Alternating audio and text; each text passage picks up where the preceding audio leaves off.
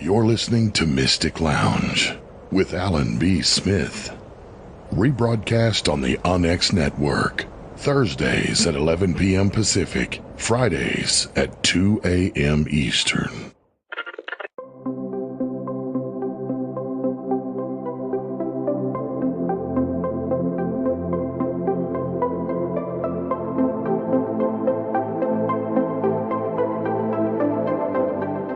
However you are and whenever you are, welcome, good souls, to Mystic Lounge. I'm Alan B. Smith. Thank you so much for joining us tonight. It's been a while since the holiday season, and I'm really excited to have another fantastic guest for you tonight. His name is Dr. R. Andrew Chesnut to discuss Santa Muerte. So for those of you who are unfamiliar, this is an occult-like saint, a sort of subdivision saint of Catholicism. We'll get into all the details of that. And he wrote prolifically about the saint. And over the years, he has been the authority on this ever-growing figure in a sort of, I guess, subculture of not only Mexico, but growing beyond that, the borders of Mexico, and spreading even here into North America. So why are we talking about this? Well, obviously, this is a subject that is very much rooted in spirituality. And of course, anything that is a little occult adjacent, we are fascinated with as well. So we'll get to speaking with Dr. Andrew Chesnut in just a moment. As a friendly reminder, if you enjoy this program and the Coffee and UFOs podcast, please subscribe and click the notification bell on this channel so you don't miss future pop-up shows for Mystic Lounge or for Coffee and UFOs and whatever else we might do. If it's a live stream, if it's something related in the news that we need to discuss live, you won't miss it. So I appreciate any support you can give us there. And of course, like and comment down below if you have any opinions. The chat is open tonight with our guest as well. All right. Now I am coffeeed up. I'm ready to go. I'm going to introduce Andrew Chesnut. He is offering a fascinating portrayal of the skeleton saint, whose cult has attracted millions of devotees over the past decade. Although condemned by mainstream churches, this folk saint's supernatural powers appeal to millions of Latin Americans in the U.S. Devotees believe, quote, the Bony Lady, as she is affectionately called, to be the fastest and most effective miracle worker, and as such, her statuettes and paraphernalia now outsell those of the Virgin of Guadalupe and St. Jude. That, if anyone who is familiar with Catholicism, that's a big deal. Two other giants of Mexican religiosity. Andrew is the Bishop Walter F. Sullivan Chair in Catholic Studies and Professor of Religious Studies at Virginia Commonwealth University. He is the author of the first academic book in English on the fastest growing new religious movement in the Americas, Devoted to Death, Santa Muerte, the Skeleton Saint, with translations in Spanish, Polish, French, Italian, and Turkish. Competitive Spirits, he's the author of Competitive Spirits, Latin America's New Religious Economy, and Born Again in Brazil, the Pentecostal Boom and the Pathogens of Poverty, 1997, as well as numerous book chapters, journals, articles, and scores of media interviews. Andrew, welcome to Mystic Lounge. Thanks so much for having me, Alan. It's a great pleasure to be here. Yeah, it's my pleasure. I'm really excited to chat tonight because on Mystic Lounge we try to cover the gamut, everything from spirituality, religious studies related, paranormal, because all of it kind of feeds into our, I think, desire to, not only just live a better life, feel better, but to kind of understand the mysteries of, what all this is that we're experiencing. So what got you interested in pursuing religious studies in the first place? Wow. I guess it would be the highly personal connection, and that I'm a preacher's kid. My father is a retired Presbyterian minister, so I grew up as a Presbyterian preacher's kid in the Presbyterian church. And then when I went to college and especially started doing my master's in Latin American studies at University of Wisconsin, my own personal trajectory in the church turned into an academic interest. And for my master's, I focused on liberation theology in Latin America. Mm-hmm. And then when I started my doctorate in history, in Latin American history at UCLA, I turned my attention towards the Pentecostal boom, mushrooming Pentecostalism in Latin America, particularly in Brazil. So I guess I kind of turned my own personal experience child into an academic career. And I am not particularly a religious person myself, despite growing up in the church. And so I also find religion kind of intriguing and fascinating because I can't fully grasp it as a true believer myself. And that kind of keeps me intrigued. Right. Because in your position, you said you were the first non-Catholic to hold that role. Isn't that correct? I believe that I'm probably the only non-Catholic holder of a chair in Catholic studies in the world. Yes, it's hard to imagine there's another one. Yes. Yeah, that's interesting. So is there something that you are personally searching for through the academic work on a spiritual level? Even if you were an atheist, let's use the word spiritual broadly. Yeah, I don't know if I'm necessarily on a personal spiritual quest, but again, I find the religious landscape, particularly of Latin America and our own country, the United States, fascinating. And at the end of the day, I can't fully penetrate it because I myself am not a believer. However, and so I have this what's called the emic perspective, an outsider's perspective, and obviously those who are believers themselves have the emic or insider's perspective and can see things that I can't. But as an objective observer, I can see things they can't. Why so much sustained interest on your part in Santa Muerte? Yeah, as I write in the introduction of my book, Devoted to Death, as many devotees say, that she kind of comes to them. Santa Muerte came to me in March of 2009 on my laptop screen in the form of a news story in which I saw that the Mexican army had been sent to the border with Texas and California to bulldoze some 40 Santa Muerte shrines.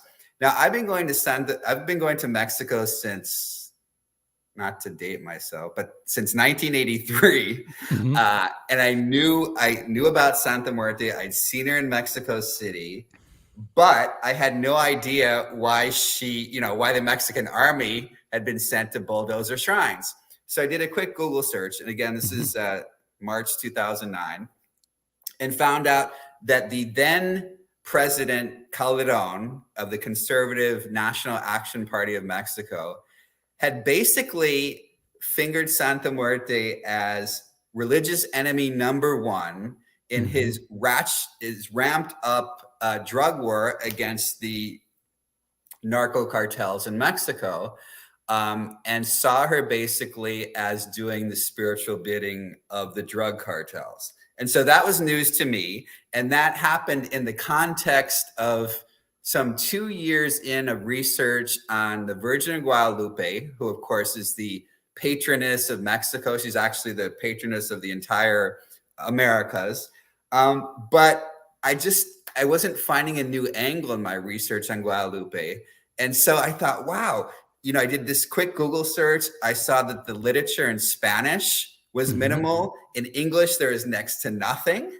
And so I pondered a few weeks whether I should, turn my back on Guadalupe and delve into a new book project on Santa Muerte, consulted with colleagues, family members, friends. And after a few weeks, I decided, okay, yeah, I'm going to do it. This seems to be a fascinating topic. I'm kind of bored with the Guadalupe project. And so I went ahead with it with the goal of publishing the first academic book in English, which I did, which came out in 2012. And the second edition came out in 2017. And now I'm talking to Oxford about a possible third edition soon.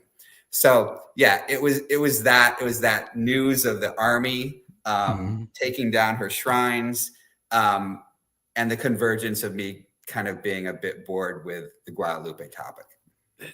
How is she such a threat? Well, and actually, let's back it up a little bit. Let's find out a little bit more about who she is, or it's sometimes referred to earlier on, I think, as a he as well. Yeah, usually female. She's actually portrayed female 99% of the time. Let's see. Do I have here? I've got Santa Muerte wearing her cloak of $50 bills. She prefers dollars because it's a much stronger currency than the Mexican peso. Yeah, 99% of the time she's represented as female, and usually looks like the female Grim Reaper. I often call her the Grim Reaperess. And what she basically is as part of the Spanish conquest and colonization of Mexico and most of the Americas, the Catholic Church brings over the figure of death, or the Grim Reaper, because they have no idea who the indigenous people in the Americas are. Are they humans? Are they animals? Do they have religion? They're not in the Bible, so who are these people? And so they bring over the figure of the Grim Reaperess, because often in Spain, Italy, and Portugal, it was a female Grim Reaperess rather than the male Grim Reaper that we usually see in Northern Europe. And unbeknownst to the Spanish Catholic Church, many indigenous groups such as the Aztecs, the Mayas, the Purépecha in Michoacán had their own death deities. And so when the indigenous people from these groups first see the Spanish Grim Reaperess, they make this obvious association with their own death deities, such as the Aztec goddess Mictacacíhuatl. And so Santa Muerte is born in the Spanish colonial period of Mexico of this syncretism or fusion of the Spanish Grim Reaperess and indigenous death deities. Her original iconography obviously is very European, just like the Grim Reaper. But the fact that she works miracles and is a supernatural figure is an entirely indigenous imprint, because the Grim Reaper and the Grim Reaperess in Europe was a mere artistic representation of death, and Europeans never saw the Grim Reaper, Grim Reaperess as a supernatural figure. Is there an awareness among devotees that the figure is a mixture of different cultures? Those who've done their reading are definitely aware. And as I was mentioning before the show, I curate the largest Facebook Santa Muerte group for English speakers called Devoted to Death. And most of the folks there are aware of that too. So yeah, I think there is a kind of general knowledge. However, there's over 12 million devotees.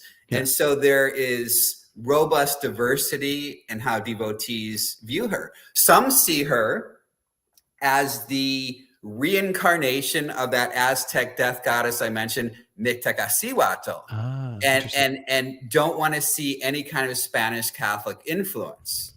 Others downplay the indigenous influence and say, oh yeah, this is basically just the Spanish Grim Reaperess with some indigenous elements added.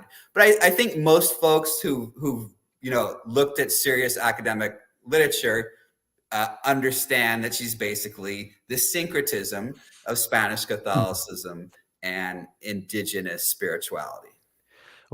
What does she represent, or what facets of human nature does she represent? What are people praying to her for? Well, yeah, that's the interesting thing. And if there is a competitive religious economy in which different religious groups compete with each other, which there basically is, if you don't have a state-backed monopoly then all the faiths basically compete with each other for souls.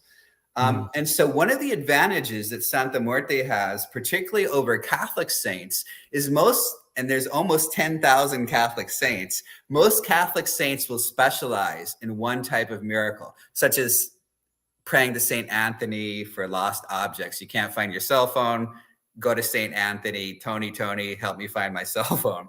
Whereas Santa Muerte is the saint who does it all, multitasking, miraculous saint. And so, for example, here we have Aztec red Santa Muerte, and she's red because red symbolizes lust and love and passion. Gold Santa Muerte for prosperity and abundance. Green Santa Muerte for law and justice. And so she covers all the bases. In fact, there's a 7-color or 7-power Santa Muerte for people who are looking for miracles on several fronts, because obviously some folks are looking for that and not just one type of miracle of love or prosperity or health. So you can go to her for basically any type of miracle you're looking for, unlike the Catholic saints who tend to specialize in a soul miracle. Does one approach her differently in prayer, in requests than they would with the other Catholic saints? Is there other different rituals? Or again, sometimes it's hard to generalize because there are over 12 million devotees. The great majority of them, maybe 70%, are Mexican, live in Mexico, and most of them do approach Santa Muerte in a Catholic type of way, right? Because this is the second largest Catholic country on earth after Brazil. Still about 78% of Mexicans are Catholic. And so, many of the forms of written prayers and such come straight out of Catholicism. In fact, the signature public prayer event in Mexico is called the Santa Muerte Rosary Service. And you who grew up Catholic know that the Rosary, of course, is an epic prayer dedicated to the Virgin Mary. So there's also novenas, 9-day prayers to Santa Muerte as well. So many of the written prayers were imported directly from Catholicism. But there are a lot of folks who also approach Santa Muerte more kind of free-form Protestant style and just speak to her from their heart without necessarily reading printed prayers. I remember being a child and graduating the Our Father prayer, and then the Hail Mary was presented. And I was like, oh gosh, just got to do this one too. But I stuck with it through my teenage years, and that was about it. But we're getting questions already, so I'm going to throw you a curveball here, Andrew. So this is from a friend of mine, Mariah. She is a psychic medium, and she says, has he ever worked with any mediums who have worked directly with her archetype, and or has he interviewed those who have been made aware of his presence with their work? That's interesting. Well, I'm not a devotee myself, so I wouldn't be working with mediums. But have others worked with mediums? If by mediums she means folks who actually incorporate the spirit of Santa Muerte, that actually isn't a very common practice. There are a few folks I've heard of who do that in Mexico, but it definitely is not a standard practice as it would be in African diasporic traditions such as Santeria and Candomblé. So at this point, actually, what you hear about more are exorcisms, Catholic priests and Pentecostal preachers doing exorcisms to exorcise folks of the supposedly malevolent spirit of Santa Muerte. That's what you hear about much more, and that's what makes the news. But that is not a major tradition of spirit mediums incorporating the spirit of Santa Muerte. Perhaps it will become in the future, because this new religious movement has only been public for 2 decades. And so there are all new avenues which it might move in the future. Yeah, I was going to ask you that because next month I have Stephanie Bird on, and she'll be talking about the African religious diaspora, voodoo or vodou, and others. And I wonder, is that the trajectory that you see here? This kind of mutation into a more occult like, really non-Catholic religion. That's a great question. Yeah, we already see that, particularly outside of Mexico. Mhm. Beyond Mexico, one of the countries where the most devotees reside are here in the United States. And many of the non-Latino devotees here in the US are not from Catholic backgrounds Mhm. and don't necessarily approach her in that Catholic style. And so, yeah, there are folks who have integrated elements of Cuban Santeria. We have lots of Cuban Americans in New Mhm. York and Miami, others incorporating Vodou. You have Haitians also in Miami and New York City. This is the same in Mexico City. A lot of the Mhm. Cubans who fled the revolution, 1959, who didn't go to Miami, went to Mexico City. And so the great Santa Muerte devotional pioneer, Enriqueta Romero in Mexico City, affectionately known as Doña Queta, I've seen over time, she increasingly has Santeria orishas, or the gods and goddesses of Santeria, in her historic shrine alongside Santa Muerte. And then she has an entire private room in her home filled with orishas. Yes. So yes, there's all kinds of syncretism and borrowing that goes on of Santa Muerte with African diasporan religions, Mhm. with New Age as well. There's a chakra candle for Santa Muerte as well. Yeah. Well, and I have a great question. Oh, yeah. Here we have this. It's the six starred the David. 6-pointed star here Mhm. as well. Not the Star of David, but so yeah, there's a lot of and I would say, I mean, again, going back to Santa Muerte of the dollar bills, Mhm. there's a strong influence actually of evangelical Protestant prosperity theology. All those prosperity gospel preachers that we see Sure. on TV, that also has influenced Santa Muerte prosperity theology.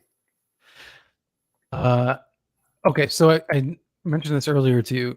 Is there a comparison between Wiccan NeoPagan growth and religion and what you see here with a Santa Muerte?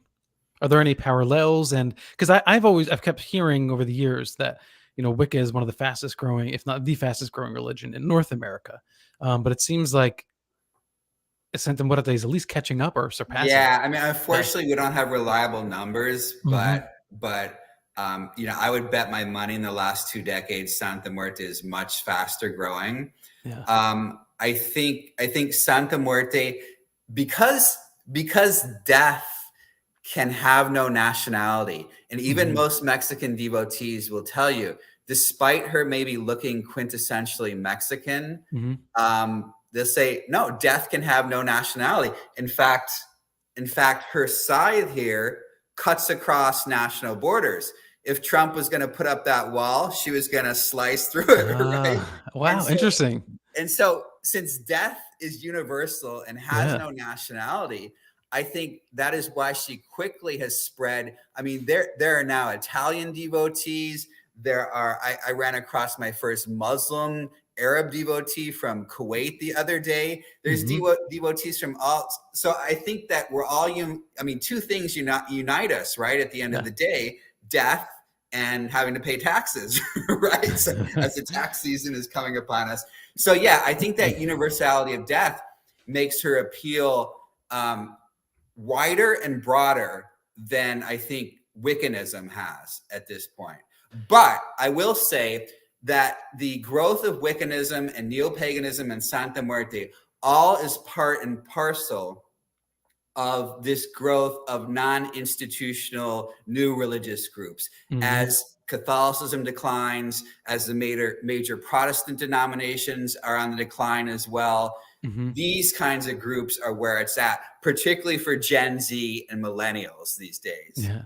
Is it true that a large percentage of women in Mexico, particularly who pray to Santa Muerte, often do so, to get their husbands in line to like? I mean, I don't know if this is true. I'm just pulling what I've read, and if so, if oh, there's a Yeah, candle. There's a exactly. candle. Yeah. The oldest prayer to Santa Muerte, the artist known prayer, is printed here in Spanish. And it's basically the prayer to Santa Muerte to bring back the bad behaving husband, the errant husband, who's maybe cheating on her, under the threat of being whacked by Santa Muerte's scythe. And basically says, come back to me, Santa Muerte, bring him back to me, humbled at my feet. And if he doesn't come back, then whack him with your scythe. So this kind of I love that prayer. Empowerment for Santa Muerte is really, really important, especially in Mexico. In my experience, my 14 years of research, I would estimate that female devotees outnumber male devotees 2-1. Most of the major devotional leaders in Mexico are women. And of course, we know there are no female Catholic priests. Many of the Protestant churches don't allow for female pastors. So there's a real strong strain of female empowerment in this new religious movement as well. Yeah, well, I was going to say, so I wonder if that's what it is. Women who feel disempowered are drawn to using religion or spirituality, ritual, whatever. So the question then is, if they were never disempowered in the first place, would there be such a growth of the devotees of Santa Muerte? Oh, that's a really good question. Yeah, I think one could speculate that, particularly if we're focusing on Mexico, and I have to point out that there's an epidemic of femicide in Mexico. On average, 10 women are murdered on a daily basis, mostly by husbands and boyfriends. And so many also look to Santa Muerte as a fierce protectress from murderous boyfriends and husbands as well.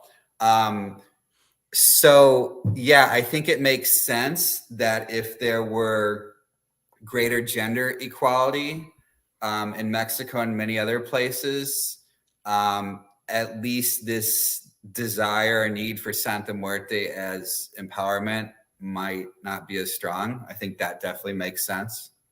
Interesting.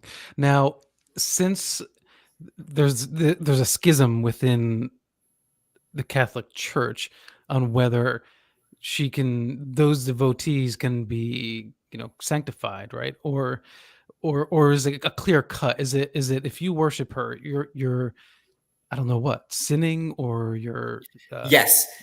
The Catholic Church in Mexico has unequivocally condemned her as satanic.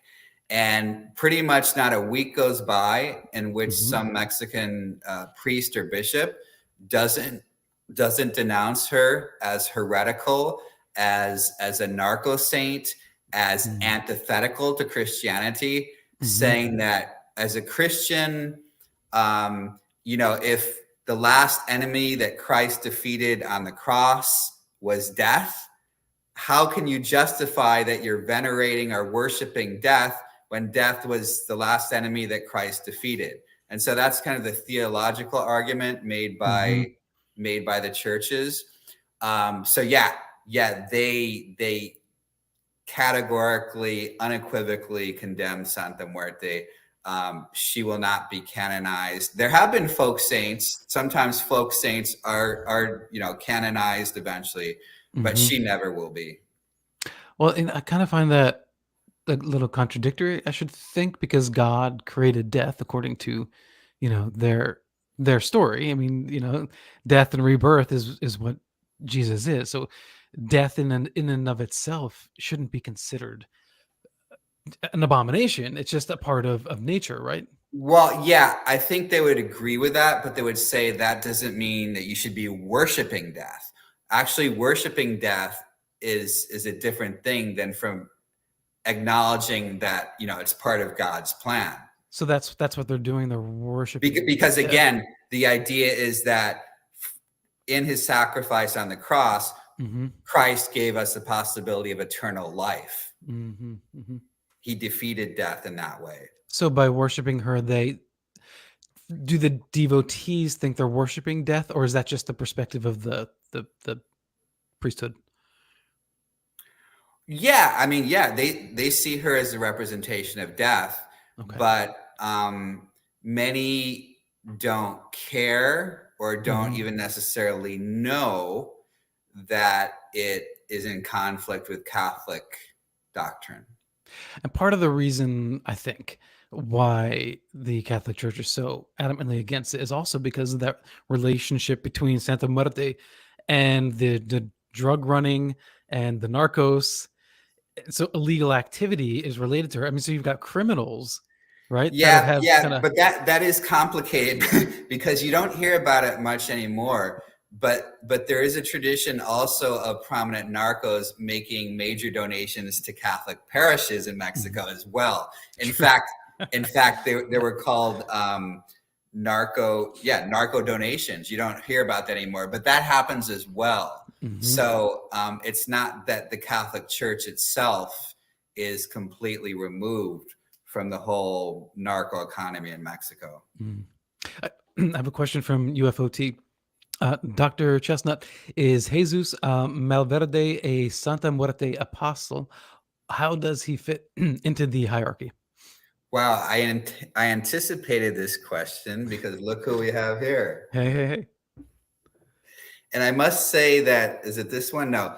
The other Jesus Malverde I recently got from Mexico was held up in U.S. Customs, and they bored through the base here looking for contraband. Wow. Because even more than Santa Muerte, Jesus Malverde, the folk saint from the state of Sinaloa, is considered the original narco saint. So to go back to the question, no, I wouldn't call him an apostle. He's a folk saint in his own right, but you often will see them together on altars. In fact, I visited his major shrine last summer in the Sinaloa capital of Culiacan, and there at the shrine was a separate little niche for Santa Muerte as well. There's also a major shrine, sidewalk shrine in Mexico City in Colonia Doctores that has Santa Muerte, Jesus Malverde, and the most popular Catholic saint in Mexico, Saint Jude, patron of lost causes. So they're each separate folk saints in their own right, but they're two of the most popular ones, and many folks are devotees of them both. Historically, the Catholic Church has canonized folk saints, right?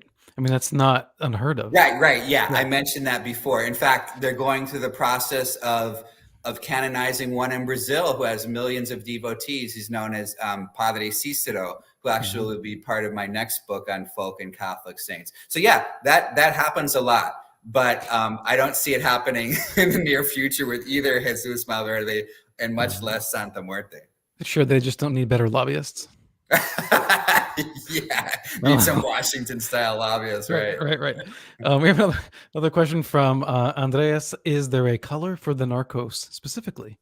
I suppose a candle. Oh, that's a good question. There is not a specific one, but you could imagine.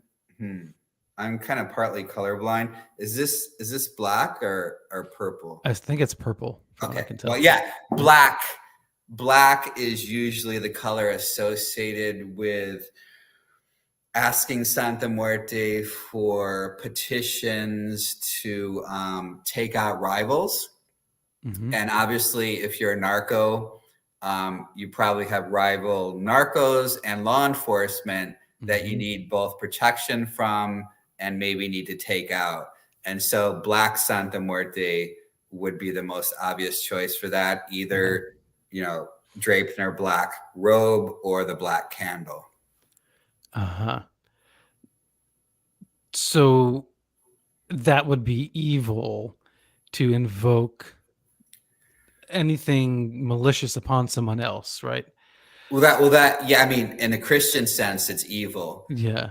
So I think the best way to think about this is Santa Muerte can be seen not as immoral, but amoral.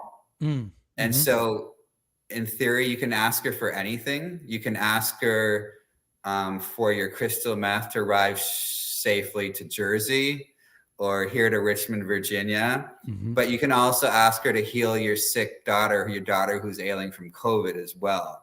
So she is not constrained by the bounds of Christian morality because she's not Christian. Right. So are we seeing anything like Santeria, like where there's any kind of ritual get leaning towards magic? Oh yeah, sure. I mean, there's different layers and levels of Santa Muerte. And there are all kinds of rituals that can be performed. And there's even, there's grimoires, there's books out there that instruct you how to perform these rituals. So yeah, there's all kinds of rituals that incorporate both the tradition of Mexican brujeria, witchcraft, and also more recently certain New Age practices, and yeah, sometimes Cuban Santeria and Palo Mayombe.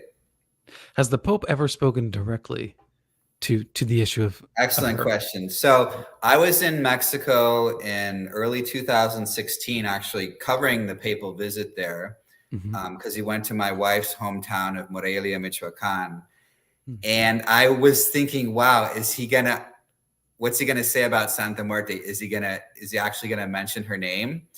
So he did denounce her, but not by name. He didn't say Santa Muerte. He said something about the macabre narco cult that's plaguing Mexico or something. I mean, anyone who knew anything was an obvious reference to her, but he didn't call her by name.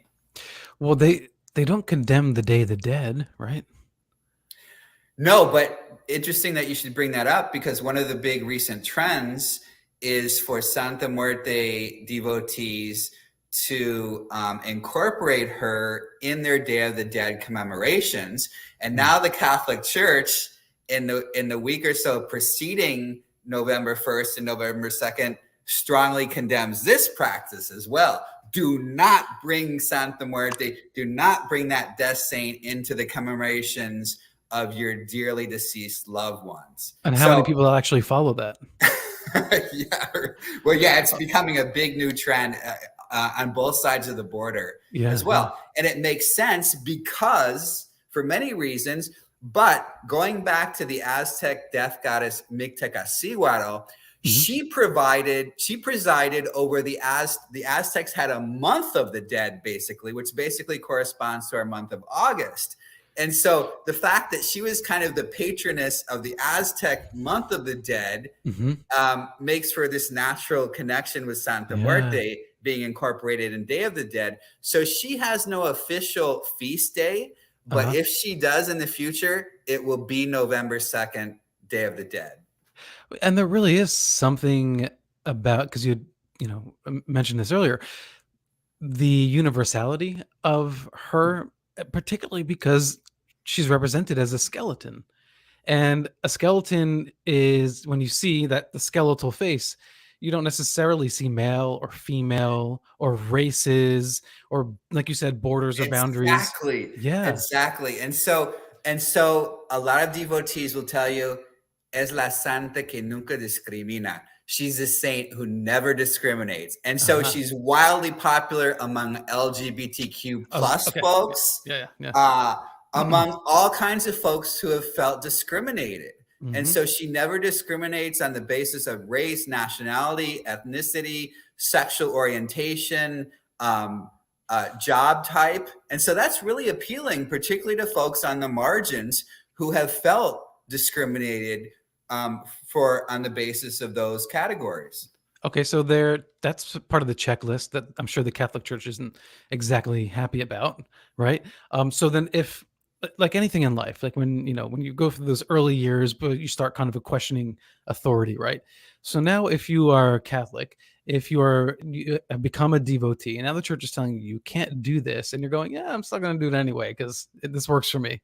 Um, then oftentimes when you rebel just a little bit, you kind of open the door to questioning other aspects of authority. And so I wonder, of these devotees, have you gotten any sense that not that they are necessarily LGBTQ, but are they more open-minded to LGBTQ people and less closed-minded about it? Yeah, I would say from my experience, they are disproportionately LGBTQ plus and more Oh, interesting. open-minded. I would say both. I would say, Wow. and Okay. and I would say again, I don't have a formal survey, but I'd Hmm. say both in the US and Mexico that these folks tend to be more politically left of the center than anywhere else.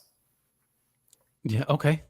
It's so fascinating. It really is like, and I want to thank Angel, who introduced me to you and to your work, because it is really interesting to see the kind of Thank like you, Angel. cultural, the cultural evolution, occurring in real time. Mariah has a question. She says, "What's interesting is that I am Mexican only by birth, and I am agnostic.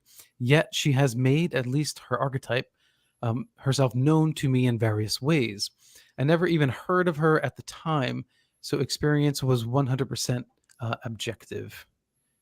Is that something you've heard from other people who you didn't directly grow up with her in their homes, or?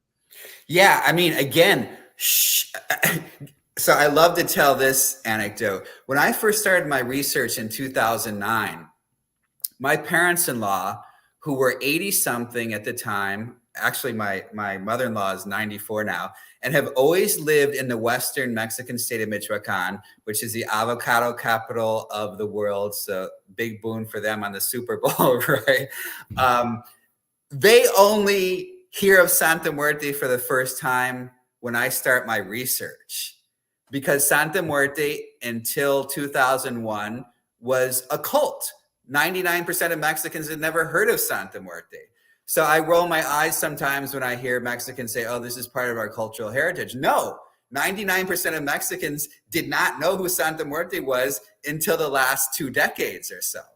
And so yeah, I think there's a lot of people who are either Mexican or Mexican American who obviously didn't grow up with the tradition because it's so no, but for those very reasons are finding her very appealing, maybe perhaps unlike the Catholicism or the Protestantism they may have grown up with. Hmm. As a religious studies professor, do do you think we benefit, um, or or do we are we harmed by religion? Wow. I think that's too sweeping of a statement for me to answer, because I Hmm. think I think religion can be both things depending on what religion and the era and the place we're talking about. I think there's no doubt that particularly the great Christianity and Islam, which have been Hmm. religions of empire, half the planet are either Christian or Muslim. No doubt, as empires, Christian and Muslim empires have expanded, there has been terrible oppression visited upon people. I mean, we look at the Americas, forced conversions of the indigenous Hmm. by the Spanish and the Portuguese Catholic Church. Um, Sometimes Islam also was spread at the end of the point of a sword as well. Hmm. Yet, I mean, we can point to all kinds of times where religion has been a force for liberation, such as the civil rights struggle here in the United States, Yeah. which the Black church, the Black Protestant church, was at the very vanguard of. Hmm. Liberation theology in Latin America as well, helping poor and oppressed folks Yeah. to try to better their circumstances. And so, yeah, to say, religion is either oppressive or liberating, we can't. It just depends on the historical circumstance and the place that we're talking about. So I guess it would kind of fall into that category, like if you can make an analogy with tools, right? Like a tool is only how we use it. The tool itself isn't necessarily the evil. Okay. So a question from Kat Brooks. So do some devotees practice in secret, scared to upset the mainstream Catholics? Interesting. Oh yeah, no doubt. Not only that, I mean, there are some devotees who have to hide it from their family. I remember a couple of years ago running across from a Kenyan devotee who kept a portable altar in a briefcase so that she could shut it up quick if a family member was approaching her bedroom. Wow. So, Yeah. there, particularly in Mexico, the United States, families can be religiously diverse and eclectic, right? Mhm. And we can't think, oh, this entire family are Santa Muertistas. No, it's not like that. So Mhm. yeah, I mean, there's still a lot of people who, for whatever reason, feel that they need to practice their devotion in secret, no doubt. Okay, so objective thought on this. How effective is praying to Santa Muerte? How effective. Well, I'm not the one to judge efficacy, but I can tell you that one of the principal reasons for her astronomical growth is the belief that she is very rapid and efficacious on delivering miracles. I don't know how many devotees I've interviewed in Mexico who used to be devotees of Saint Jude, the patron of lost causes. The last saint you go, if you strike out with him, where else do you go, right? You go to Santa Muerte. And they would say, oh, I was asking Saint Jude for months for a new job, and all he did was ignore my pleas. And then my aunt told me to try the skinny lady, La Flaquita, and I did. I prayed to her, and within a week, I had a new job. And so there's countless stories about how fast and efficacious she is with delivering miracles. And so that practicality, that delivering the goods for everyday necessities is one of the main reasons why her devotion has been mushrooming. Maybe there's something to the novelty of it as well. For instance, if you grow up with a saint, right, and you're told over and over, say these prayers, and you've been doing it since you've been a kid, inevitably things aren't going to go your way, and it becomes almost kind of rote. So then someone comes along and says, try this new and exciting saint. I think that it's certainly human nature. The spark of excitement and inspiration is kind of like that idea of putting your intention out there and actually getting something. And I think so the novelty of it might actually be what's effective, right? The novelty and also the trendiness of Mexican death culture. I mean, think about Coco, that animated Pixar Disney film. I mean, it broke box office records in China. And so there's this fascination too with Mexican death culture, the three representatives being Santa Muerte, Day of the Dead, and the skeleton dame La Catrina. And so those have just become wildly popular on a global level. On Halloween and Day of the Dead in Italy and France, you see women dressing up as La Catrina, La Santa Muerte. So there's definitely a trendiness to it. In fact, my own Mexican family only started doing their own home altars for Day of the Dead after the movie Coco. Really? Yeah, because middle class and above in Mexico often really didn't participate in Day of the Dead. But now, since the gringos and the Europeans have discovered it, okay, now we're going to do it. No, that's a whole other sociological discussion. But yeah, that's fascinating. It's been Disneyfied and suddenly it's accepted. Exactly. Cool. So last exit, Brooklyn. Hey, shout out to Brooklyn, fellow New Yorker. Brooklyn. Does she have any formal miracles attributed to her?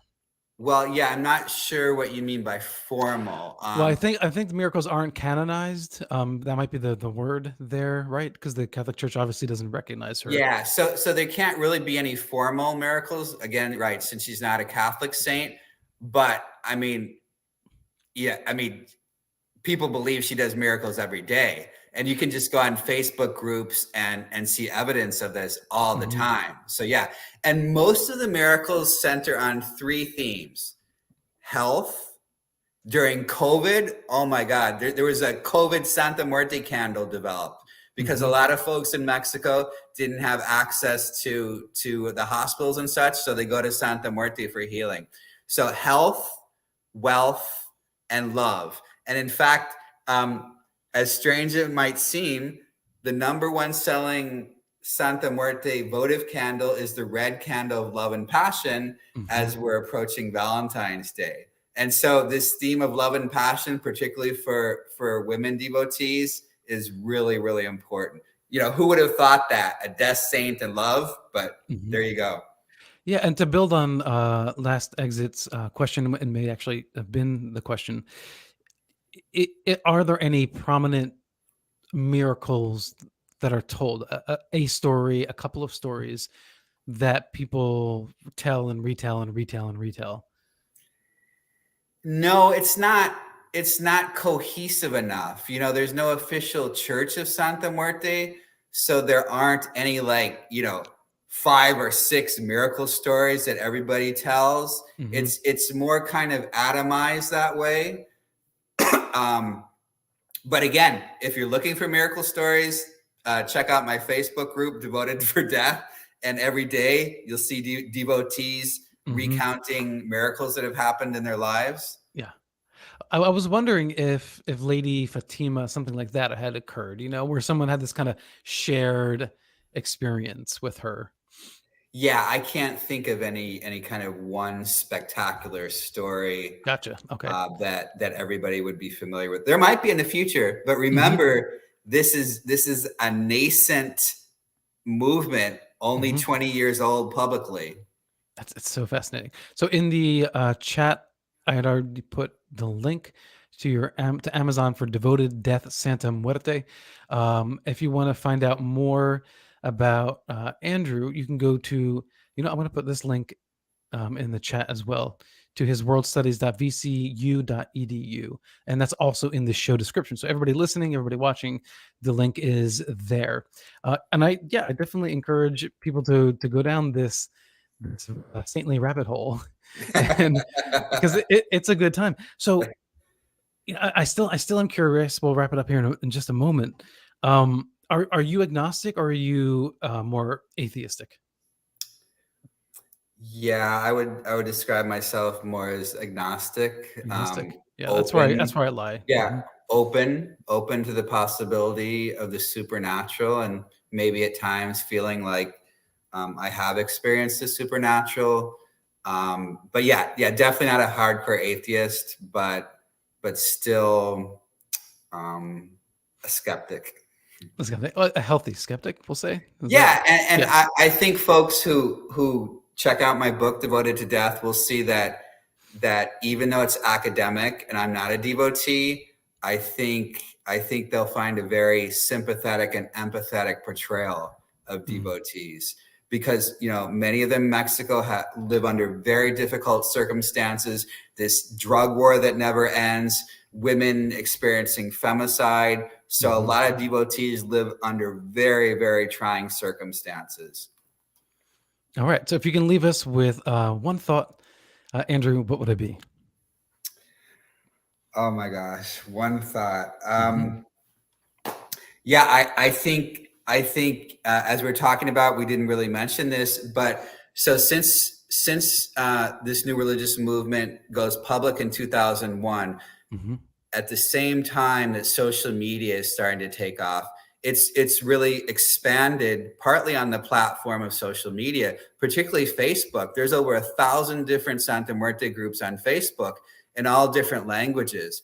And so I think this universality of death knowing no frontiers, death knowing no sex, no gender orientation, no nationality, is only going to contribute to further growth in the near future as well.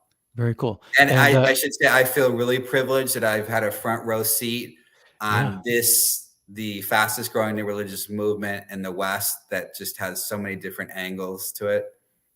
All right. And Are dragons real?